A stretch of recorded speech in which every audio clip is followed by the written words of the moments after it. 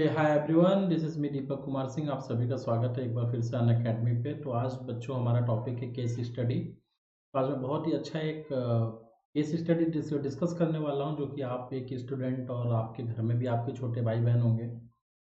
ठीक है। और आप खुद इस चीज़ को कहीं ना कहीं महसूस किए होंगे अपने लाइफ में कभी ना कभी। तो उसके ऊपर एक बहुत ही अच्छी केस स्टडी है। इमोशनल इंटेलिजेंस का टॉपिक भी चल रहा है, तो केस स्टडी की इंपॉर्टेंस अपने आप में ज़्यादा हो जाती है। ठीक है।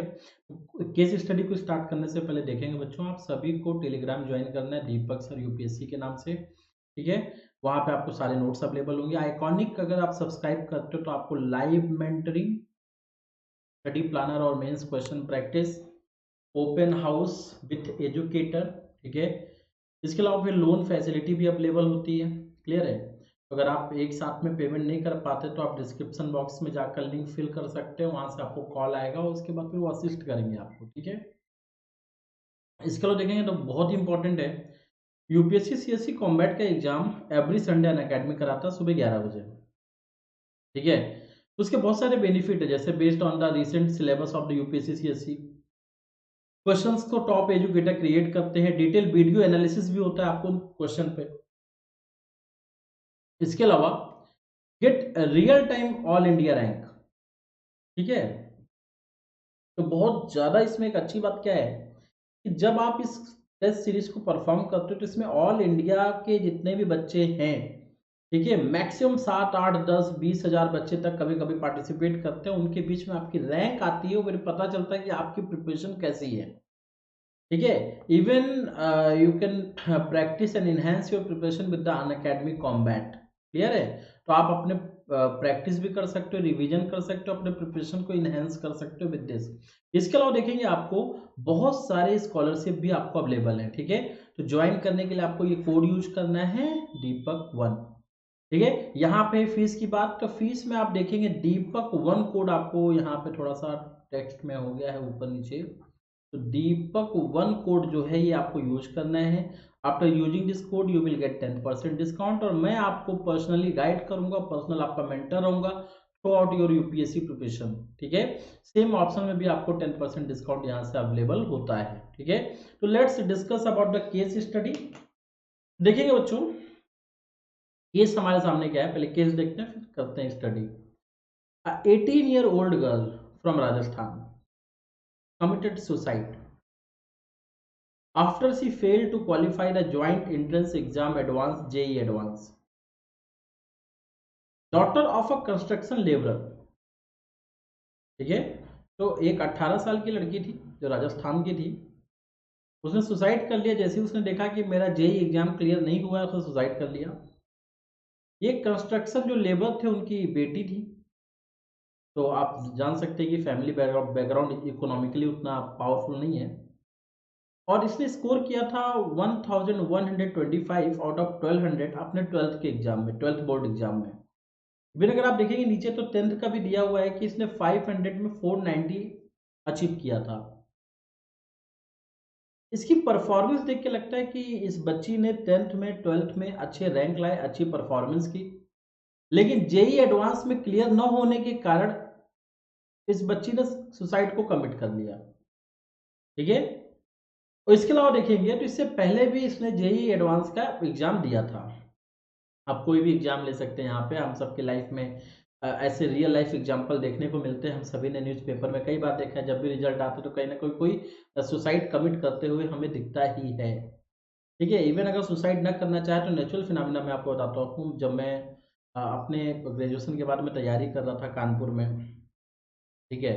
तो मैं शुरुआत में कानपुर में कुछ दिन था, मतलब 3 4 महीने के लिए बस गया, तो उसके बाद मैं दिल्ली शिफ्ट हो गया था।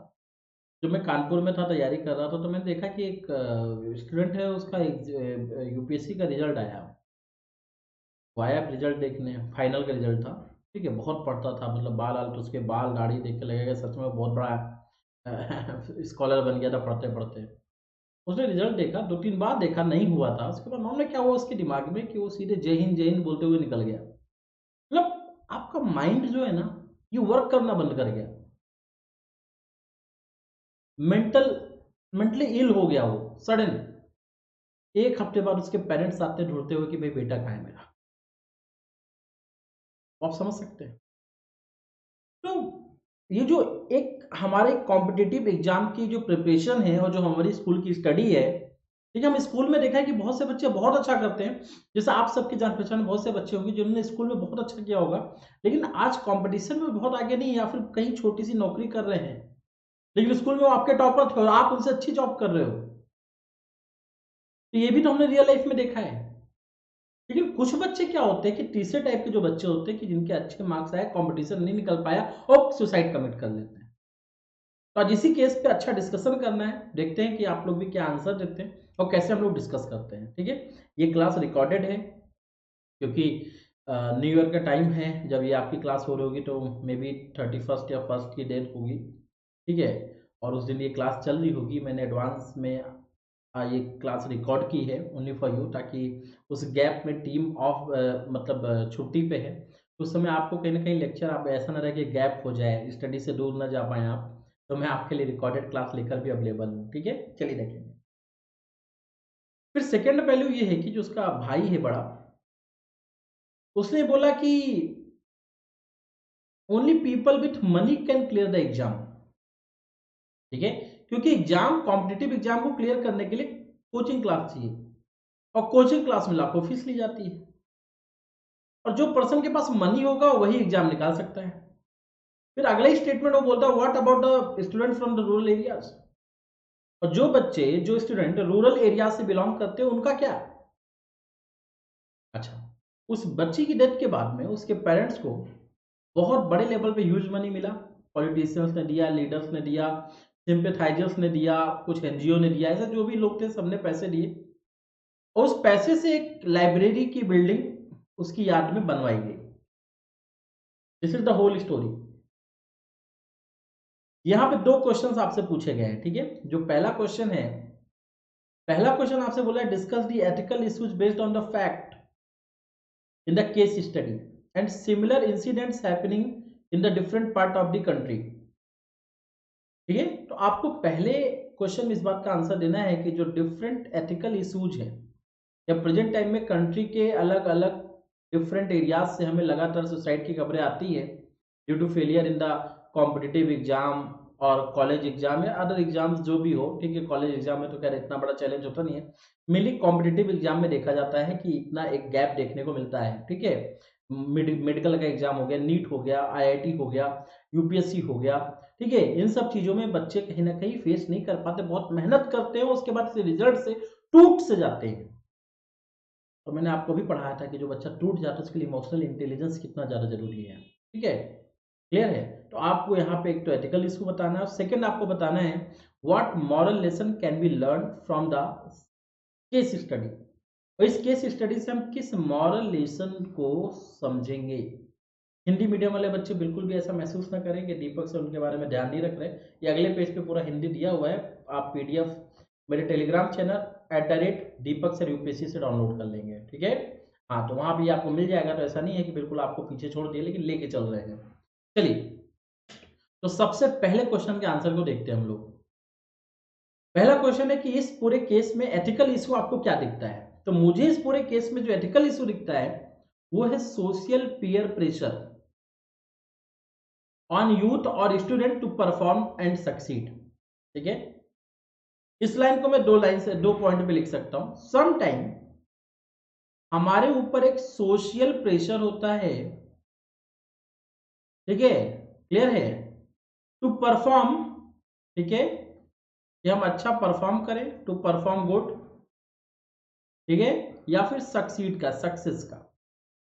ठीक है, ये आप सबके साथ होता होगा। सोशल प्रेशर तो बहुत बड़े लेवल पे है। क्यों, रिश्तेदार आ जाते हैं, आपका लड़का क्या कर रहा है, पांडे जी आपका लड़का क्या कर रहा है, तिवारी जी क्या कर रहा है आपका लड़का, ठाकुर साहब आपका लड़का क्या कर रहा है, गुप्ता जी, अरे शर्मा जी आप कहाँ हैं। तो ये जो हमारी सोसाइटी है ना, ये लगातार दूसरे के घर में बार बार पूछ पूछ के उस परिवार में उस बच्चे पे इतना सोशली प्रेशर क्रिएट कर देते हैं। भाई आप परफॉर्म कर रहे हैं, ठीक है, तो किस लेवल पे परफॉर्म कर रहे हैं, आपका बेटा यूपीएससी निकाल लेगा, नीट निकाल लेगा, आईआईटी निकाल लेगा। तो सबसे बड़ा जो यहाँ पे प्रेशर वो है सोशल प्रेशर और some time peer pressure. Seniors को देखा, ग्रुप में देखा, कुछ बच्चे हैं उन्होंने एग्जाम निकाल रहे हैं, सब कंपटीशन की तैयारी कर रहे हैं, मुझे सक्सेस चाहिए। तो यूथ और खासकर स्टूडेंट्स पे आजकल ये परफॉर्मेंस और सक्सेस को लेकर एक सोशल और पीयर प्रेशर देखा गया है। ठीक है, पहला ये हो गया। सेकेंड है wide difference between education, that is schooling, academic achievement and competition. तो मैं तो इससे बिल्कुल सहमत हूँ, 101%। मैंने अपनी लाइफ में इसको फेस किया है। ठीक है, आप कितने भी अच्छी जगह से क्यों ना पढ़ लें, ठीक है, लेकिन जो आपका कंपटीशन है, जो आपकी एकेडमी है, जो आपकी स्कूलिंग है, ठीक है, इसके बीच में बहुत गैप देखने को मिलता है बच्चों, बहुत। इवन स्कूलिंग एकेडमिक के बीच में ज्यादा गैप नहीं है, लेकिन कंपटीशन और आपकी स्कूल या एकेडमिक के बीच में बहुत डिफरेंस है। There is a huge gap. It shows the lack of consistency in our education system. Feel किया आप सभी ने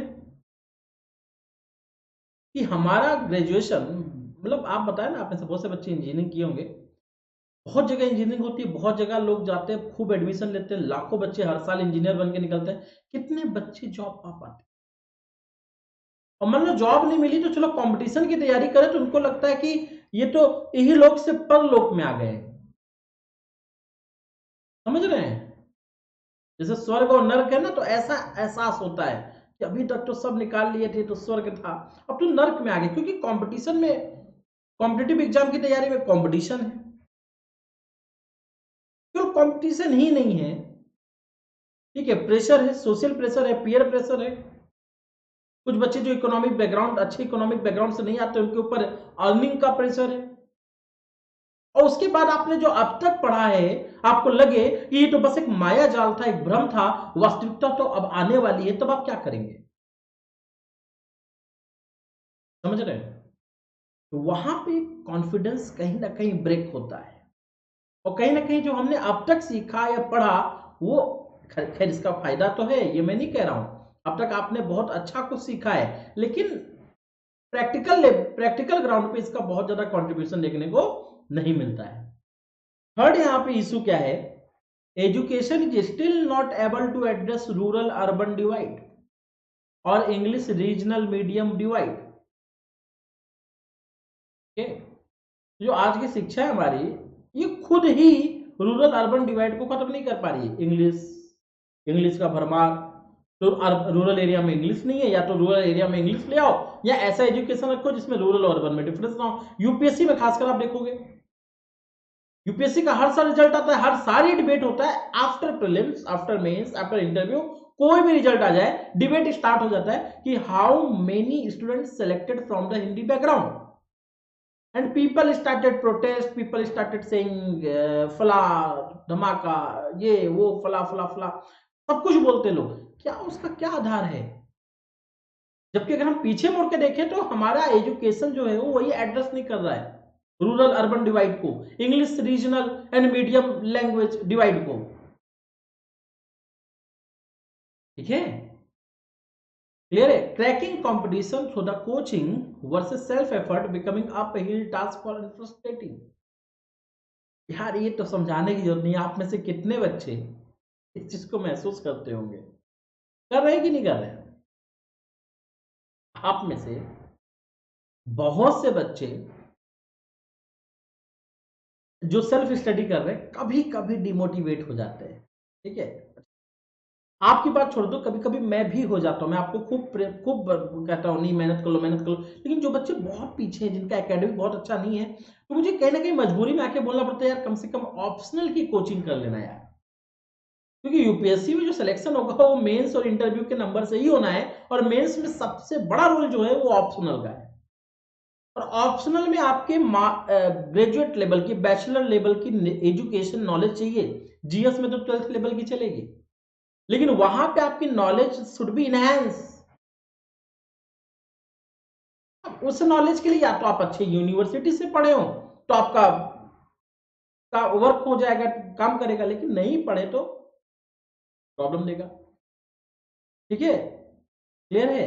तो जिस बच्ची का एग्जाम नहीं निकला, पिछली बार भी उसने आया जेई का एग्जाम दिया था, जिस बार भी दिया नहीं हुआ, उसने सुसाइड कमिट कर लिया, तो उसके मैंने एक बात तो आया होगा ये कि कंपटीशन को हम कोचिंग के थ्रू कर सकते थे, लेकिन हमारे पास पैसे नहीं थे, सोशल प्रॉब्लम है, सॉरी इकोनॉमिक प्रॉब्लम है घर में, पैसे नहीं दे सकते, पिता से नहीं मांग सकते, और शायद कोचिंग ना होने की वजह से मेरा सिलेक्शन नहीं हुआ, बाकियों का हो गया, कि उसके मन में एक बात तो हुई कि ऐसा कुछ नहीं है, ये बस भ्रम है, पढ़ने वाला कैसे भी कहीं भी पढ़ लेता है, ठीक है। वो बच्ची भी पढ़ने में बहुत होशियार थी, उसके नंबर देख के लगते हैं, लेकिन उसने कंपटीशन की दुनिया को ठीक से समझा नहीं। और आप में से जितने लोग भी डिमोटिवेट हो जाते हैं, पहले इस दुनिया को समझिए, ठीक है। और जो पुराने आप कितने बड़े शेर शाह सूरी हो छोड़ दीजिए, यहाँ आके सब भाई सास हो जाए ठीक है, हाँ, जो मेहनत करेगा वही आगे जाएगा। लॉस ऑफ सेल्फ वर्दी dignity, failure has become now a stigma rather than the learning experience। Thomas Edison कितनी बार फेल हुआ, लेकिन कुछ उसने सोसाइटी को दिया, हमें दिया, आपको दिया, उसने अपने फेलियर से सीखा। आजकल लोग फेल होने से डरते हैं, फेल हो गए तो हाँ सर, लड़कियां आधी तो सर शादी हो जाएगी यही लास्ट चांस है सर, यही मेहनत कर लें। अच्छा, जिनकी शादी हो गई है सर, समझ नहीं रहे हैं, यही सब कुछ है, यहाँ पे मेहनत कर लेंगे तो आगे फैमिली अच्छी हो जाएगी। अच्छा, जो इन दोनों में नहीं है, तो कुछ ऐसे हैं जिन्होंने अभी 30 बहुत तीर मार के आया, तो मैं तो बैक बेंचर हूँ अपने स्कूल का कॉलेज का नहीं, स्कूल का। फिर धीरे धीरे दिमाग खुल गया, ठीक है। तो जिन्होंने भी तीर मारे थे, ठीक है, जो बहुत तीर मारे थे, तो मैंने देखा है कि आजकल वो कर रहे हैं, एक डिग्निटी वाली जॉब कर रहे हैं, लेकिन उस लेवल पर नहीं पहुंच पाए जहां मैं सोचता था कि ये जाएगा। क्लियर है? जी हाँ। तो जो आपका फेलियर है ना, इसे आप एक एक्सपीरियंस समझ के इसे सीखो, लाइक थॉमस एडिसन, ना कि अपने अंदर इसको लेकर एक दिल में बैठा लो, पालने लो, "अरे नहीं, मैं फेल हो गया, मैं ऐसे कैसे हो सकता हूँ, मैं तो इसके लिए बना ही नहीं हूँ, उठा पटक कर लो, मतलब चले जाओ, सुसाइड कर लो", ये सही नहीं है, ठीक है। You should learn from your experience like Thomas Edison, ठीक है। Getting the point. Resource scarcity, ये सबसे बड़ा फैक्टर लगता है मेरे को। Too many people but too little seats.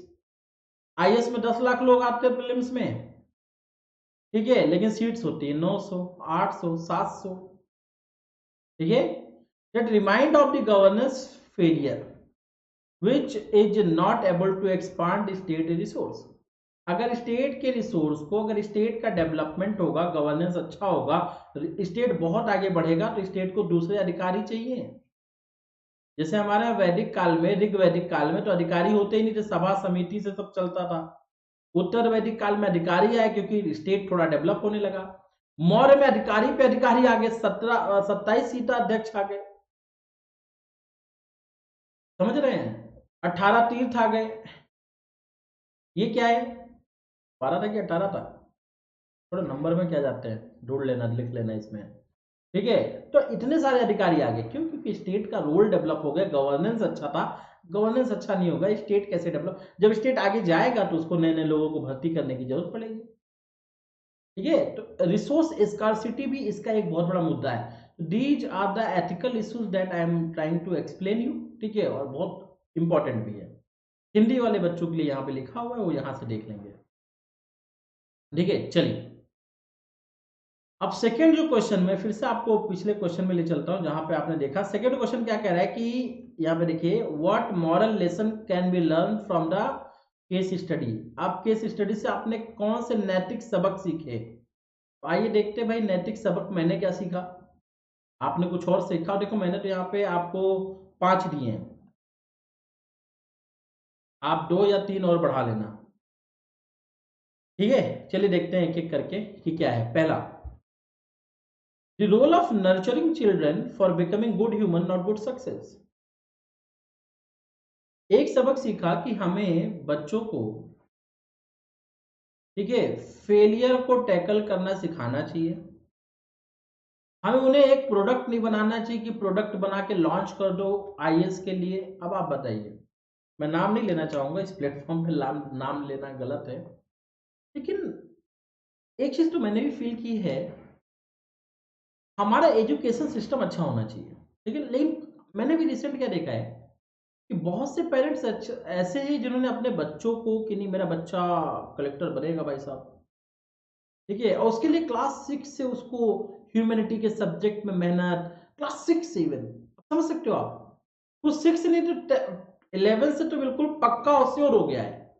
ठीक है, आईआईटी में इस समय भी 9 से ही शुरू हो जाता है, कोचिंग शुरू हो जाती है, 9 से कोचिंग लेना।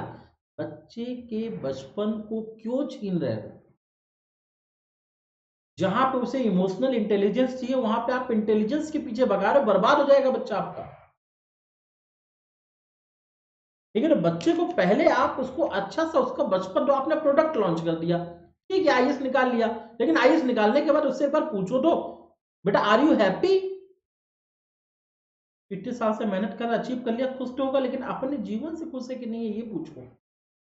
समाज उसको देख, समाज में जो उसकी स्थिति वो देख के खुश है, लेकिन अपने अंदर मन से एक बार वो पूछेगा, अपने अंतर मन से, अपने अंदर से, मुझे नहीं लगता कि उसके अंदर वो खुशी होगी। तो हमें चिल्ड्रन को नर्चर करना चाहिए for becoming good human, not as a good success. ठीक है, समझ रहे हैं? केवल उसे एक प्रोडक्ट नहीं बनाना चाहिए, बल्कि उसे अच्छा इंसान बनाने के लिए वो सारी कोशिश करनी चाहिए। प्रोएक्टिव सोसाइटी, हमारे सोसाइटी में बहुत से लोगों को आगे आना चाहिए, बच्चों की हेल्प करनी चाहिए। ठीक है, जो बच्चे कोचिंग वगैरह नहीं ले सकते हैं, ठीक है, जैसे अभी कोविड-19 का बहुत अच्छा है, अभी मैंने टेलीग्राम पे शेयर किया है थोड़ी देर पहले, 1 घंटे पहले। ठीक है, मैं ऑनलाइन प्लेटफ़ॉर्म है तो मैं कोई नाम नहीं लेना चाहूँगा ना, प्रमोशन टाइप का हो जाएगा कुछ। ठीक है, मेरे टेलीग्राम पे आप जाएँगे तो आपको मिलेगा। नाम क्या लेना, उसमें लेना सही है, उसमें कोई दिक्कत नहीं। आदित्य बिरला ग्रुप ने अभी निकाला है 31 जनवरी तक के लिए एक लिंक दी है कि जिन बच्चों ने अपने पेरेंट्स को कोविड में खो दिया है, उनके एजुकेशन के लिए, स्कूलिंग के लिए 30,000 तक और कॉलेज के लिए 60,000 तक का स्कॉलरशिप दे रही है। इसे कहते हैं प्रोएक्टिव सोसाइटी। तो जो बच्चे अच्छे हैं, जो पढ़ने में बहुत अच्छे हैं, तो हमारे समाज में कुछ लोगों को आगे आकर और उनके शिक्षा के लिए इकोनॉमिक हेल्प, ठीक है, उनके लिए बेसिक मिनिमम जो अमेनिटी होती है, ये सब प्रोवाइड करना चाहिए। समझ रहे हैं? ये सब सारी चीज़ें हेल्प करनी चाहिए। अभी देखो, मैं उतना बड़ा नहीं हो गया हूँ कि मैं सबको इकोनॉमिक हेल्प कर पाऊँ, तो मैं एक काम तो करता हूँ।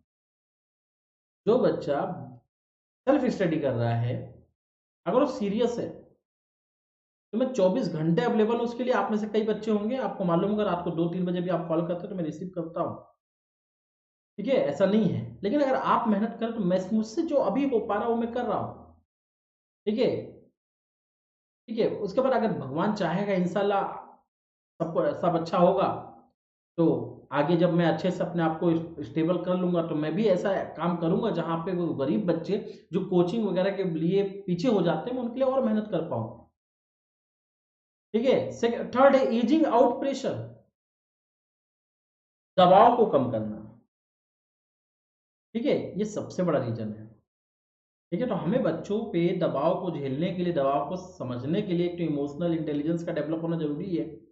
इमोशनल इंटेलिजेंस के अलावा हमें उनके जो ऊपर जो प्रेशर है, कॉम्पिटिशन का प्रेशर है, दूसरे प्रेशर है, उनको लेकर उनको हमेशा उनके प्रेशर को कम करने में कोशिश करनी चाहिए। बोलना चाहिए, पेरेंट्स को बोलना चाहिए, ठीक है बेटा, exam is a part of life, not a life. ठीक है? Competition is a part of life, not not a life. ठीक है? जीवन से बढ़कर कुछ नहीं है, जीवन में ये एक हिस्सा है। ये एग्ज़ाम नहीं निकला तो अगली बार फिर कोशिश करना, नहीं तो दूसरा एग्ज़ाम लेना। हर एक इंसान की अपनी अलग-अलग खूबी होती है। सोशल सिक्योरिटी होनी चाहिए, हमें सामाजिक सुरक्षा देनी चाहिए। ठीक है? एक पर्टिकुलर स्टूडेंट है, रूरल एरिया से बिलॉन्ग करता है, उसको रहने की जगह, अच्छी एमिनिटी, अच्छा स्कॉलरशिप, ये सारी चीज़ें डेवलप होनी चाहिए, ताकि वो अच्छा पार्टिसिपेशन कर सके, एक अच्छा रिजल्ट दे सके। आप एपीजे अब्दुल कलाम के बारे में जानते हैं? क्या थे वो अपने बचपन में? प्रणब मुखर्जी के बारे में जानते हैं? क्या थे वो अपने बचपन में? अगर अगर छोटे पे उनको कोई देख के बोल देता कि जस्टिस कर देता कि ये तो कुछ नहीं कर पाएगा, और कोई सोसाइटी उसकी मदद नहीं करती, सोसाइटी रोकने में लग जाती, तो क्या आज हमें इतना बड़ा साइंटिस्ट, तो इतना अच्छा राष्ट्रपति मिल पाता? बताएं, पॉसिबिलिटी नहीं थी। क्लियर है? तो हमें पहले किसी को जस्टिफाई नहीं करना चाहिए, जो आगे बढ़ना चाहता है उसके लिए एक हाथ आगे बढ़ाकर बढ़ा ऊपर लाना चाहिए। ठीक है? चाहे वो जाति के आधार पे जातिगत भेदभाव खत्म करने के लिए मैंने आपको पढ़ाया था कि जो जातिगत नीचे निम्न है वो ऊपर आना चाहता तो आपको अपने हाथ बढ़ाने चाहिए, उसको अपने आगे अपने साथ लेके चलना चाहिए। मैं वही यहाँ भी बताता हूँ कि अगर कोई बच्चा आगे बढ़ना चाहता है, करना चाहता है, आपसे जो मदद हो पाए आप करें। अपनी किताबें हैं उनको बेच के 2 रुपए कमाने की जगह लोगों में दें। ठीक है, ये सारी चीजें आपको काफी हेल्प करेंगी। क्वालिटी ऑफ पेपर,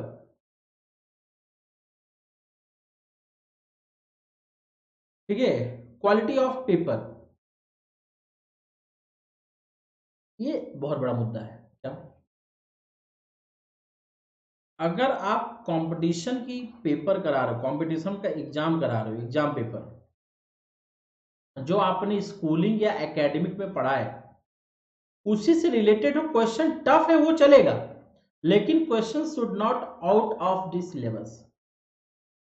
मैंने देखा है कि कई बार देखा है कि बहुत से एग्जाम में question out of this syllabus होता है, आउट ऑफ दिस सिलेबस होता है। एकेडमिक सिलेबस से आप बाहर जाकर पेपर बना रहे हो वो सही नहीं है। उसका बच्चों के ऊपर, फिर बच्चों को लगता है हमने अब तक जो पढ़ा उसका क्या बेनिफिट।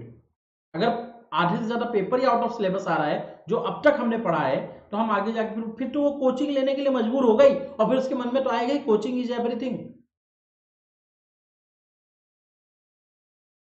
समझ रहे हैं ना, तो इस चीज को ध्यान रखना। तो दीज आर द पॉइंट जो मैंने आपको यहाँ पे बताए। ठीक है, अब हम चलते हैं निष्कर्ष पे। School need to emphasize on learning life skill, not only bookish skill.